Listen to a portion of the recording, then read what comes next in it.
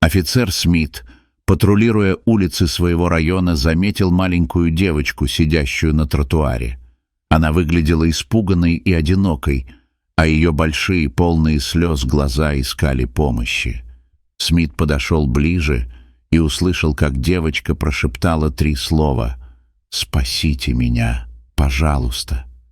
Эти слова вызвали у него мурашки по коже. Он понимал, что должен действовать быстро, ведь в ее голосе звучала настоящая тревога. Сразу же после этого Смит позвал свою коллегу Лизу, которая осматривала местность в поисках родителей девочки.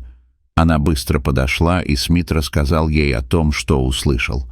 В это время он достал свой телефон и сделал снимок девочки, отправив его всем полицейским, чтобы они могли помочь в поисках ее семьи. Спустя несколько минут к ним подошла пожилая женщина, которая узнала девочку. Она сообщила, что девочка — сирота, и у нее нет никого, кто мог бы о ней позаботиться. Смит и Лиза решили отвезти девочку в участок, чтобы обеспечить ей безопасность и начать расследование. По дороге они обсуждали, как лучше поступить с девочкой. Они пришли к выводу, что необходимо распространить информацию о ней по всему городу, чтобы попытаться найти ее родственников или опекунов. Скоро начался поток звонков с потенциальными зацепками, но ни один из них не приводил к успеху. Вдруг Смит и Лиза получили звонок из богатого района. По голосу на другом конце провода они поняли, что там могут знать что-то важное. Когда они прибыли на место, девочка неожиданно начала реагировать на роскошный особняк, стоящий на углу улицы.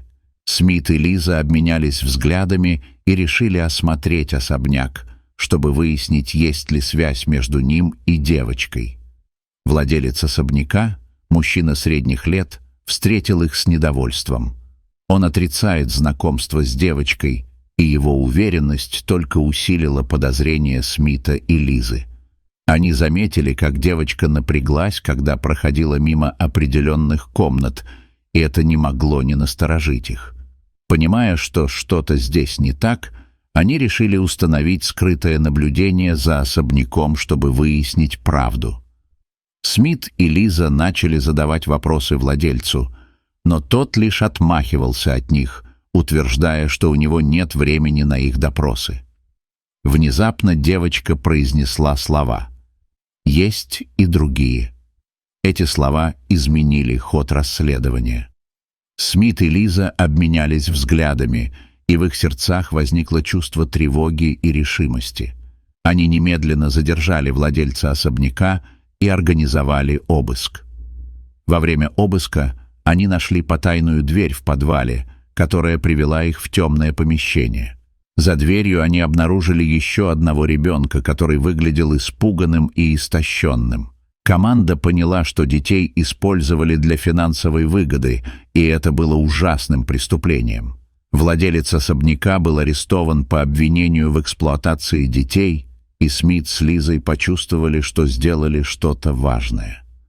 Местное сообщество, узнав о произошедшем, отреагировало с шоком и гневом.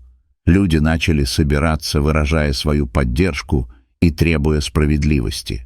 Дети были спасены и помещены в приемные семьи, где им обеспечили заботу и внимание. Агентства по защите детей работали над тем, чтобы гарантировать их безопасность и восстановить их доверие к окружающим. Это дело стало важным уроком для всех.